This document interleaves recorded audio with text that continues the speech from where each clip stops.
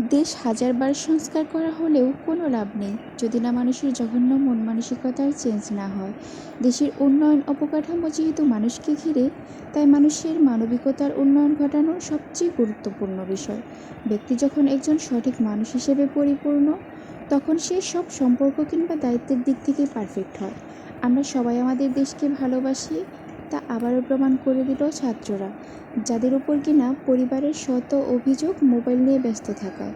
যুগের সাথে তাল মিলিয়ে চলতে আধুনিকতায় ব্যস্ত থাকলেও তারা অলরাউন্ডার। একটি রাষ্ট্র, সমাজ কিংবা পরিবার তখনই শান্তি মিলবে যখন আমরা একতাবদ্ধভাবে অন্যায়কে ভুলে ন্যায়কে আপন করে নেব।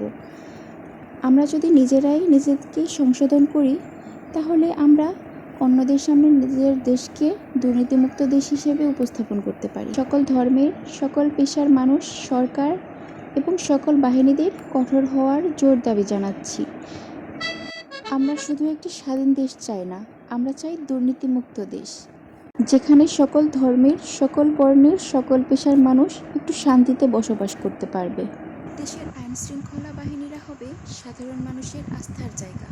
এমন একটি শিক্ষা ব্যবস্থা দরকার যেখানে তারা মেধা দিয়ে সারা বিশ্বকে চ্যালেঞ্জ করতে পারবে।